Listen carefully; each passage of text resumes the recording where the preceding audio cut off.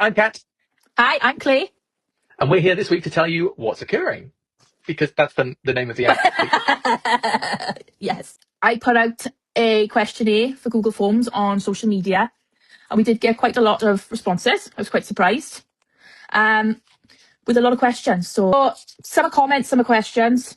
A lot of the comments are about ease of access, which, as we know, the app is very easy to use. Would you like to say anything?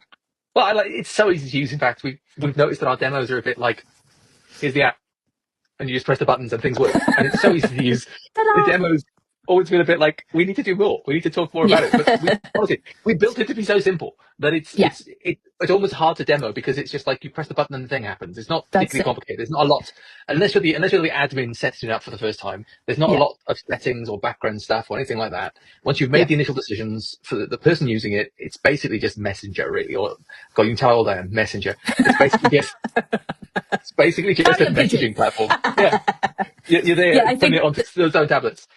That's one of the things that people often sort of, when I'm saying, "Oh, should we use the app?" and they go, I think just the old generation. I think a lot of people just don't learn a new system, and we made it. Hey, it replicates a lot of what you're used to. It's just a messaging type thing. You have pictures. It's all very, very straightforward. It's just, if you've used a phone, you can use this.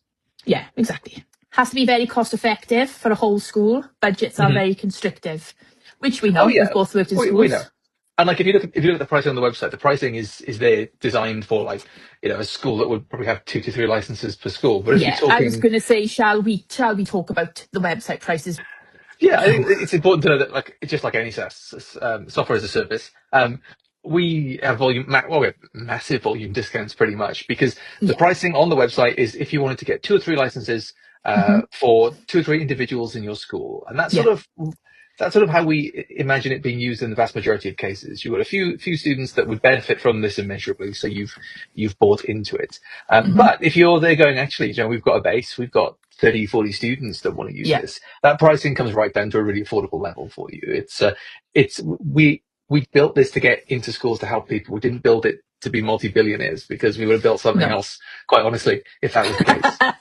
And I think that it took us a little bit back when we did have a lot of people coming forward and with their numbers that they would actually need the app for.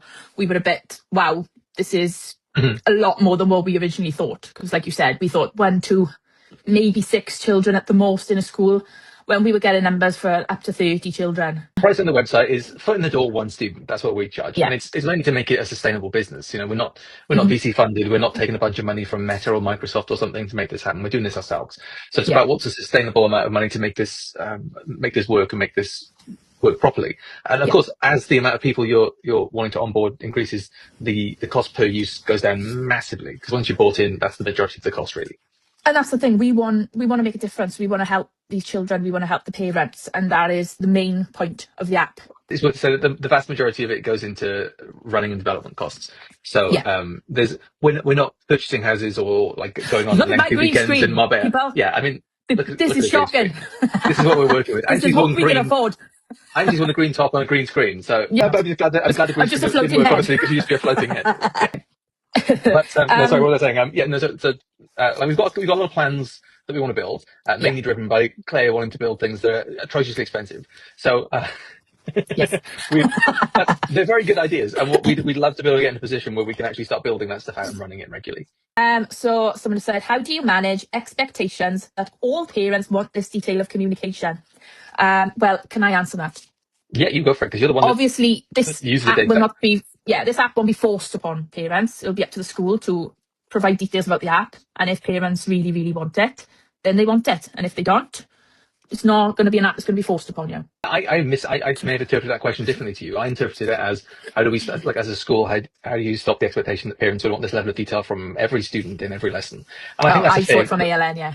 Oh, no, I think it's a fair criticism the other way. I think that the idea is it's about giving an appropriate level of detail for the student. And students who are non-verbal, students with high-level ALN need more communication from the school. And most schools want to give that level of communication, but the practicality are difficult. You've got broad tools, things like Dojo, things like class charts that are designed for the average child. And the level of detail with that is not it's not right for sort of the purposes that we're looking for here. So it's perfectly fine and equitable to say that if a student has higher needs, if the need and the necessity to communicate with home is higher, then they should be able to get that, and we should be able to do it in a way that's easy in the classroom and doesn't take up all your time. Because you talked to me about filling in red books, isn't it? Red books or blue books, sorry? Yeah, we had red books, and they were designed to be sent home at the end of the day, which is good, but you're rushing to do them during your break times, or you're taking away that time one-to-one with that child, where you could do intensive interaction or something else, something that would really benefit those children. And you would take yourself away really to write in this book. Whereas if you were noting it down on the app, it's done. In the moment as well, isn't it? And the fact that you can take images to share with the parents as well means that it's meaningful to get it out and do it, because you're building a portfolio of evidence at the same time. Exactly. So, yeah, like I think we understand completely that we don't live in a world where every I taught secondary, right? So you can't not every student in a 30-class secondary can have that level of detail from the teacher at all times. But when you're dealing with ALN, when you're dealing with situations where a student is nonverbal or struggles to communicate, the level of communication from the school ideally should be higher. And what securing does is it enables that in a way that's not invasive for the educators and is not another vector that the parents have to worry about. It's the primary thing that they can look at and check in where they want to. Yeah, that's perfect. How does this impact teacher workload? Like you can talk a lot about that actually. So before I was using this app, I was uploading to Dojo, I was uploading to Seesaw, and contacting parents through Dojo to write a big summary of their child's day. Whereas now I only use what's occurring. Everything has been noted down through the day. So at the end of the day, I told you, I felt a bit bored. I hope my boss isn't watching to give me extra work. I think it saves you so much time. You're joking about being bored, but really, like you said in the last question, where you actually be able to put your time and effort is that your one-on-one interactions with your students.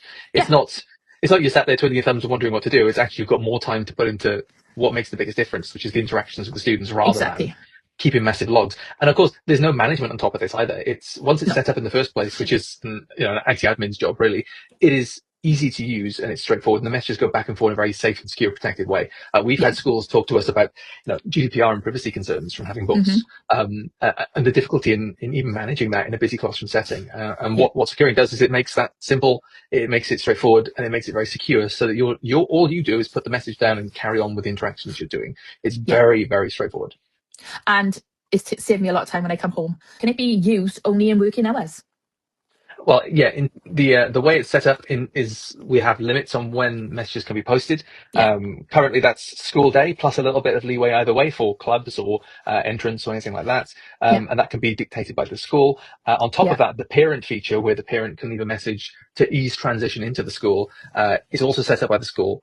And that is open from sort of, midnight the night before all the way until about 5-10 minutes before school starts, or in some cases, some of the schools have said, well, actually, make it 10-15 minutes after, just so parents can get back to the car, can get compose themselves, and then absolutely. But it's not meant to be a two-way communication tool. It's designed for helping the students transition from one environment to the other in the most effective, most pain-free way imaginable. So.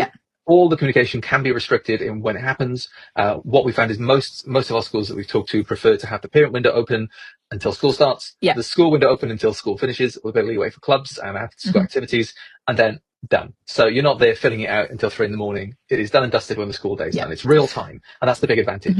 Yeah, and we want to make it known that staff wellbeing is just as important as the communication side to the parents. We want it to be fast and easy and something that saves you time, rather than something that you think, I've got to add this now onto my list of things I've got to do. This is instead of.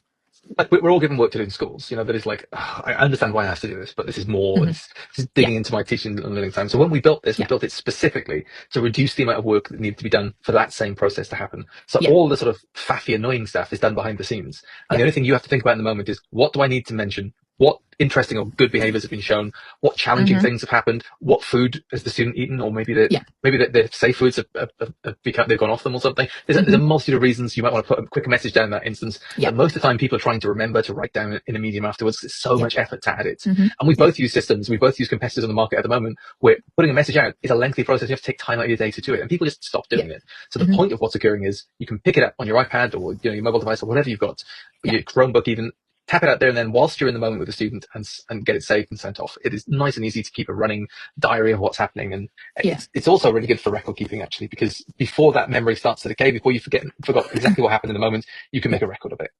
And I just want to say that we're not expecting, when a child is really, really dysregulated and they are having a meltdown, if they're self-harming or anything like that, for you to do it right there and then. You wait, you No, and regulate, certainly, and then go on. What are you going to say? and certainly, we've turned off the ability for you to add pictures to the Yeah, challenge challenges. for Yes. just that reason. Yeah. It's there to record what happened, usually retrospectively, and not in the moment. So please don't Yeah. try and selfie yourself, with a dysregulated student. That's not what it's Yeah. there for. Yeah, co-regulate first. Regulate yourself, because sometimes it can be traumatizing for a staff member as well when you've witnessed some of these behaviours. You need to have 5-10 minutes to yourself to bring yourself back down to calm, and then you note it down. It doesn't have to be then and there while somebody is doing something dangerous. But in the same way that we do with safeguarding, where the best practice is write stuff down as soon as you've got the opportunity to. Yeah. That's Well, exactly, the same sort of ethos we built What's Occurring with. Yeah. So somebody has said, are messages personal, or are they from a bank of sentences? No, it's So they're all entirely free type. personal. Yeah. We don't have a bank of sentences. It is literally No. just you write a message quickly. And in fact, we've avoided those specifically. We don't add complexity to it. We don't want somebody to have to decide, do I write this? Do I pick a message? Yeah. How do I pick the best, most appropriate message? Yeah. None of that. Minimize the thinking. Text box, type what you Exactly. want. Done. Perfect. And it's more personal then. How do you ensure messages have the right context and that it doesn't cause more problems than it solves? So we've had, when we first were trialing this app, we learned very quickly of how to word things, which is what you would do anyway if you was writing it on any other platform, or if you was writing it in a red book. You wouldn't go around saying, so-and-so has headbutted another child. The end. You'd have to put context into it. You'd have to say they were really, really dysregulated. Something triggered them. If you know what the trigger was, you note it down. So you explain then what you had to implement then in the meantime to try and calm the situation, to regulate the child. Once that child is regulated, once you were regulated, once everyone is safe, it doesn't have to be that dramatic, but you note down it's and you think about what. as well, isn't it? Yeah. I think we work in fields where we communicate with parents, and parents may not be using the same technical languages that we do. So we need to communicate and we're used to communicating in a way that's appropriate for parents. If a member of staff is not communicating appropriately, presumably they're not communicating appropriately in a variety of fields, and that's something that needs to be addressed by the leadership in the school or organisation. But I think there's nothing built into the app to stop people expressing what happened. The key is that it is a vector for communicating with home. Therefore, the users must be communicating in a professional capacity and make the affordances the language that need to be made, as any communication would be. Yeah, exactly. And I think that you get to know these parents so well when you're working with their children. You really do. We have very good communication in the school that I work in, and we do pride ourselves in our relationships that we do have with the parents of these children. You get to understand what they understand. You get to understand what wording you need to use to not make things as dramatic as they need to sound, because what might come across as dramatic to a parent, I know personally, is not that big a deal to a staff member who's seen it all before. We have seen everything that you could imagine. Nothing would shock us.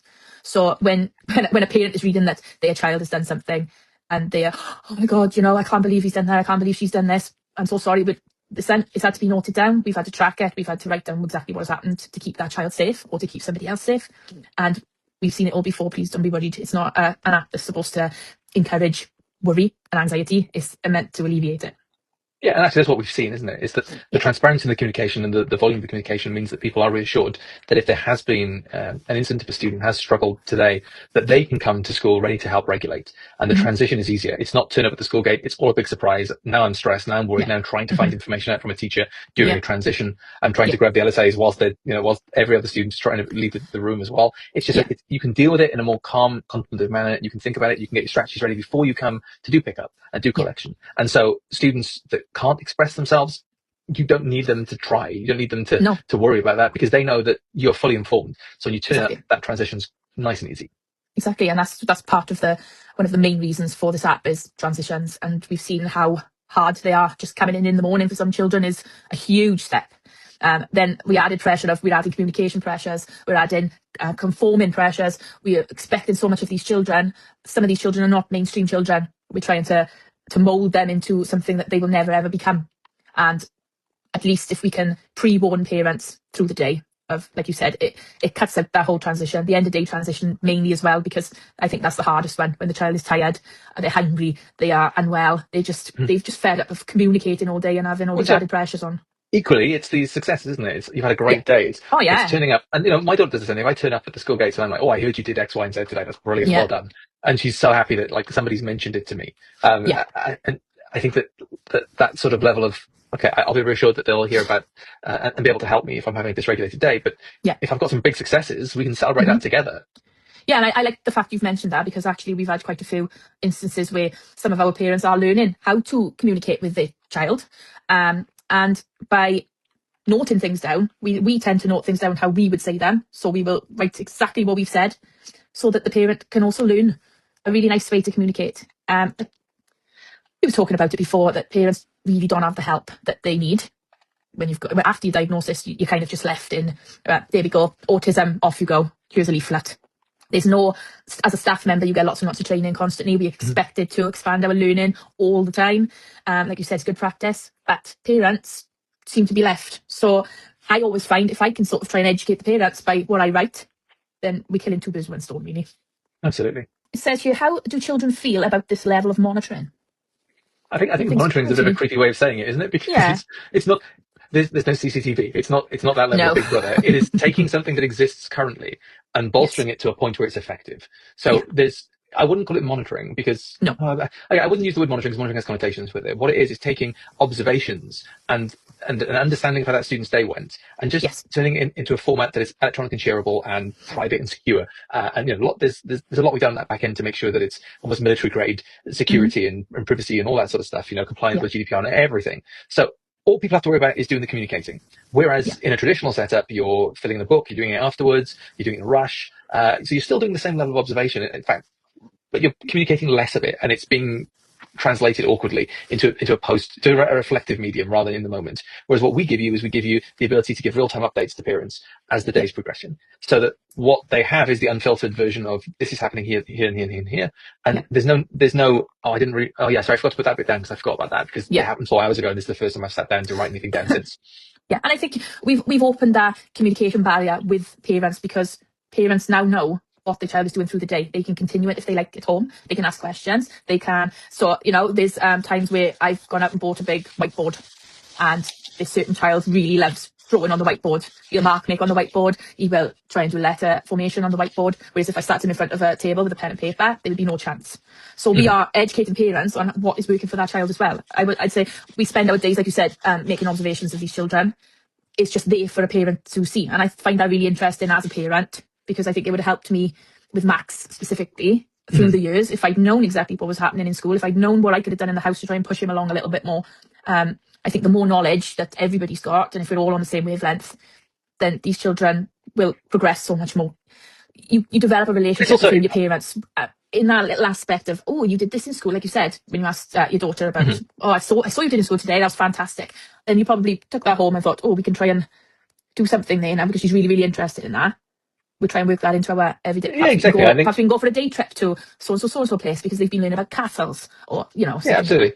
We're doing Romans at the minute, and she's really into Romans, so me bringing lots of that into what we're talking about, what we're doing, has been great. And I know I'm a teacher, so that's the way my mind works. But I think parents, especially with students with their children non-verbal, or they've got strong ASD, finding an in to a special interest or something that they link with you with, that you can help them, you can bond over them with, is great. And also, I will say that although I don't like the idea that this level of observation sounds a bit harsh, but this level of observation actually means there's better record keeping. And what we've seen from the app is that better record keeping leads to better outcomes, especially things like where you're trying to get a different placement, or those records are being used in conversations with IDPs and HCPs, yes, any PCP meetings, any kind of meeting that you would be with a parent. All this data is being recorded live at the moment, and of course it's all there then to be shared with educational psychologists, or to be discussed in broader meetings. And it's real rich information about what those students' days are like. It's not somebody synthesizing something and then the person listening to them has to take it with a grain of salt because they don't know them very well and they're trying to apply and I'm assuming that this kind of question comes from an older child's perspective. So comp age, high school, whatever you'd want to call it. Yeah. So the students that I would deal with, and honestly, like the level of observation there is also intense, because the teacher has to be doing it. And if they've got their own LSA, then, or their own support worker or something like that walking around with them, they're constantly making notes. But again, it's all in the moment stuff that we can do with the app, which is much more robust and much more useful for somebody. Because even over the course of a week, you can take a look and you can see trends and you can see themes. You can see that every Monday afternoon they're dysregulated. Why? What's that subject? What activities are causing that? And you can really dig into it and do a lot more good. Yeah, I'd like to bring up something. Data. So that I was talking to a parent of a an A-Len child in a comp, and we were talking about what's occurring, and we were talking about an app that a certain school is using at the moment, and how it unintentionally heightens the child's anxiety in a negative way when the whole class is given a point off because there's a behaviour app. So it's class charts, it's dojos, those sorts of things that Yes. monitor behaviour. Yeah. So this had happened in her first lesson, I think, one of the beginning lessons of the day, and she really, really struggled for the rest of the day. It really upset her, affected her self-confidence. What's occurring is it's not a behaviour monitoring app, and that there's no point. It's comments, and it's qualitative data. It's not just numbers going up and down. It is, oh, hey, this happened because of this, and this is the resolution. This is a strategy we used that worked. That's what it is, and that richness of data is what makes a big difference, because the child knows that they're going to get the parents will get the full context, not just a number moving in one direction or another. So it's not really an app that a child would come home and say, "Oh, you've done this, this, this, and this today." It's not a behaviour app. It's not about taking points off. It's not about rewarding. It's about an honest communication app that lets parents know details that they should. I think similarly, like going back to a previous question, we know that level of richness would be very, very difficult for a secondary teacher or primary teacher to do for everyone in the class. It is about making sure that the level of richness is there where it's important. A neurodiverse child needs a richness of data and context, much more so than a student with ALN needs. So this is a question for you. This was a comment that was left on Facebook. And I've scaled it down in a nice way. How safe is it to use on an iPad? So I'm glad you're making it nice for me. How safe is it to use on the iPads? Crazily safe. Okay, look, I was an assistant principal in a school, right? But I'm also a computer science teacher and head of department for all the cool nerdy stuff. Yeah, absolute nerd, right? But I know how difficult it is to buy software as a school, because you start talking about something and it's like, oh, but this is stored in America, so it's not GDPR compliant. Well, okay, yeah. And in most cases, the school gets around it. And I think all of similar software that, all of your dojos, your class charts, they store data outside the EU. And that's not GDPR compliant. So like that's not even a security and a technical thing. That is just a compliance in terms of data privacy and letting you delete stuff and letting you see the history. So when we engineered what's occurring, we spent the vast majority of the time. I mean, even before we had pictures, it was just text. And the reason for that is that it's all encrypted when it's being sent, when it's at rest, highly encrypted. Yeah. There's the level of security that we've built and engineered in the platform is, to quote somebody that did a review for us, was military grade. It is incredibly secure on the back end, and the only way to be able to see students' data is if you have been invited as a parent, or you have been specifically allocated as an educator in the school that's working with that child. They're the only ways of seeing the data. And it is, again, we've architected it to be incredibly secure. So it doesn't matter whether you get it from an iPad or whether you're, browsing it from your 1984 IBM compatible PC. Whatever you use, well, actually don't use that because we don't support encryption. I made a joke and then I was too technical for me, so I went into detail. But whatever device you're using it for, it will be, more secure than the competition, more secure than probably any other app that you're used to using. And primarily because, as someone who used to be an assistant principal in school, I want to buy software. I want to buy software that helps my students, and I don't want to be stopped in purchasing something that I can see the utility in because of security or compliance concerns. So it is perfectly compliant. It is over compliant in GDPR. It is over compliant in security. It is engineered to be stronger than it needs to be for its purpose, because we know that people are trusting this with very sensitive data. Yeah. How is this different to using WhatsApp or messaging service? And when I read that, I thought, do schools use WhatsApp for parent communications? I hope not, because that's terrifying. Well, look, one, it's not a two-way communication. No. You're not expecting to have a chat with, somebody's mum on the app. It is one-way communication from both sides. When the parent's able to communicate in that short window, it is to be able to say, hey, here's the situation that's happened this morning. You might need to be aware of it for transition. Or, hey, mum's away for work for a week, so they're a bit dysregulated because then they're out their normal routine. It's that kind of stuff. It's a one-way communication. In the same way, when the school is putting messages on there, it's one-way communication to the parent. The parent can't respond. The only thing that gets recorded is when they've read the messages, so that the school can be assured that the parent is actually getting this information and when they're getting it.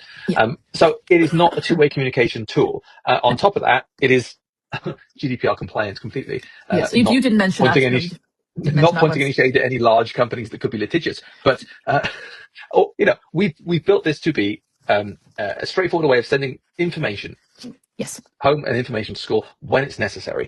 Mm-hmm. If you're using something like WhatsApp, that is a two-way communication tool which is not designed for this purpose, which doesn't store the data and archive it, which doesn't allow you to do analysis, look for trends, which doesn't allow you to do reports on it. From a school's point of view, what's occurring is great because you can pull up reports from, the last multiple years of a student's engagement with their essay or their supports, and you can see those trends and you can pull that data and you can use it for the purposes we discussed earlier, having those placement meetings and stuff like that. But it's a very practical point of view, you're not chatting with somebody. It's not informal communication. It is transmission. Yeah, and I don't think I'd feel very comfortable chatting to parents on WhatsApp. No, That's I don't think I would either. Yeah. That's why it's a bit. Do schools actually use WhatsApp? Am I living in a bubble? What's going on? No. Prices. So lots of people had commented on. There was quite a number for the lower amount and quite a higher number for the middle amount. So we're going for the middle, which was £4 to £6 per child per month. Yeah, which is what they would be happy to pay. Yeah, I think it depends on scale. Obviously, it depends on scale. There's, as we said, there's a pricing for 1 and 2. There's a different pricing if you're having a group. But the pricing is very bespoke. It is very much dependent on how many students you want to use it for and what purpose you want to use it for. Exactly, and there was lots of different. So they had the option of what they wanted to click. So some chose whole school annual subscription. Some people chose per pupil, and some people chose a tiered package depending on number of pupils. So I think that it's important to say even those ones. Yeah, in our decision making on this, the reason it's a per pupil charge is because this isn't the level of richness of detail this app requires is not something that every student in the school probably needs. No, so it's not like Class Dojo for every single child. No, it's not. It is priced and designed specifically for ALN, SEND children, and especially those who are non-verbal. So if you only in your school picked it up for your non-verbal SEND, ALN students, 2 or 3, that's what that initial price is set as. So it's a sustainable model for us. However, if you're a bigger organization, if you're like, actually, this would really work with, our reception students, they need a lot more richness of detail. If it's a nursery thing, cool. We'll talk to you about pricing that's sustainable for you as well, not just something that looks good for us. There was one what do schools want? What do schools want out of this app? Lots of people wrote ALN send support features. Lots of people clicked cost effectiveness and parent communication, which I think we all three. The main reason that I wanted to do this video with you is to introduce you, because obviously it's just been me and my face. So that's the other co-founder, Katie. And really, just because I've had a lot of, we've seen your pricing. Oh my God, what were you thinking? I mean, maybe we need to update that page a little bit, but like genuinely in the software as a service world, the price you see is if you're buying one, and most places want to buy more than one. And if you buy more than one, that price does come down and it's all very custom. So maybe we need to change that website page. But yeah, we just want you to know that if you have a budget you're working to, talk to us, and we'll see if we can do it within that budget window for you and make sure it's sustainable. Because I've worked in computer science schools and education for such a long time, and the thing that always frustrated me was getting something for what you think is a reasonable price, and actually the company's running it at a loss, and eventually they jack up the price and you have to sort of suck it up, or you have to cut ties with it and find a different way of doing what you were doing, which usually isn't as good. And we don't want to do that. We want to make something that's going to be sustainable for years to come and build up a richness of data that can be used throughout an entire schooling experience. Any information, go on our website. Yeah. If you want more information, please do take a look at the website. It's got loads of stuff on it that's useful. Claire's doing stuff on Facebook and socials, and chat to her about it if you want to. If you want to talk nerdy stuff, talk to me, because I can talk about technical details and how we built it and why it's so secure. And from somebody who was an assistant principal, like from a leadership point of view, why it's a good buy, why it's a useful tool. But we know it's not going to be for everyone, and we don't want everyone to use it. We want you to use it if it's going to have an impact in your school and it's what you're looking for. And if it is, we can set you up with a free trial for about 14 days for a handful of students, so you can try it and see if it's effective and see if it would work. But it is simple to use, and it is built specifically for this purpose. And we are not VC backed. We have not got billions of dollars in the bank, and we're using it to tap into the education market. We are both people that have worked in education, still do work in education, and want to make a difference. Thank you for finding out what's occurring with us, because that's the name of the app. That's the name. I don't know if I need to explain it. It's GDPR compliant. Did you know?